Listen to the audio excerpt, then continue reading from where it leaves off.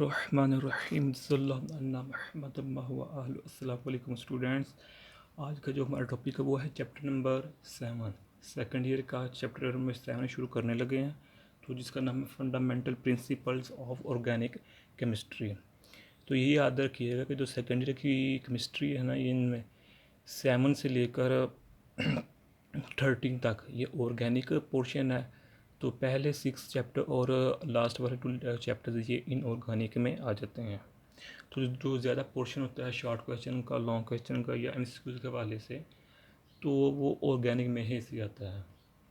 Okay, तो आज इंशाल्लाह हम इसको डिस्कस करते हैं। सबसे पहले है इसका इंट्रोडक्शन। ये मैं सबसे पहले ये देखना कि मैंने शॉर्ट का सब कुछ इस, ताकि एक तो स्पेस कम हो और दूसरी बात आपका टाइम भी बच सके। ओके, यानी कि मेन कीवर्ड्स लिखे हुए हैं मैंने। पहला है more than 200 years origin and properties, कि आज से 200 साल पहले कि जो केमिस्ट्स थे वो क्या करते थे कि जो कंपाउंड्स होते थे, कंपाउंड्स या आगे जो जितनी इकसाम होती थी उनको उनके ओरिजिन और प्रॉपर्टीज़ की बेस पर अलग-अलग करते थे। ऑर्गेनिक हो गया, इनऑर्गेनिक हो गया, तो उनकी ओरिजिन और प्रॉपर्टीज़ की बेस पर उनको अलग किया करते थे। ओके, कंपाउंड कई इकसाम के होते हैं। आगे है जो मेन इसकी 2 टाइप्स हैं, वो है ऑर्गेनिक और इनऑर्गेनिक। इनऑर्गेनिक और ऑर्गेनिक।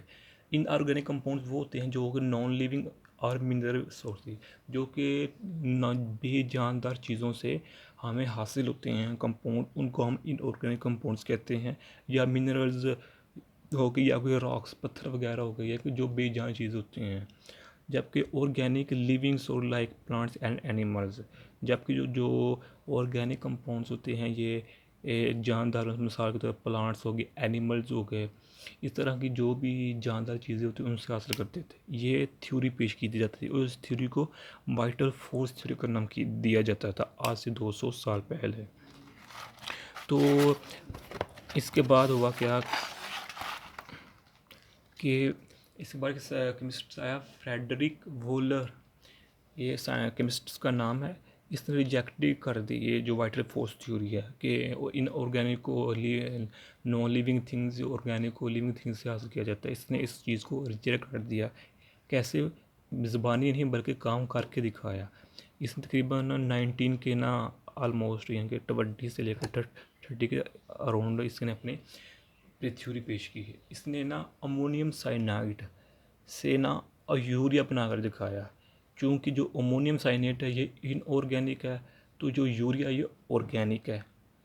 तो इसने कहा कि इनऑर्गेनिक से हमने ऑर्गेनिक निकाल लिया। इसका मतलब ये है कि जो ऑर्गेनिक है वो सिर्फ लिविंग थिंग्स से नहीं हासिल हो सकता, बल्कि लिविंग थिंग्स के अलावा भी हमें हासिल हो सकते हैं।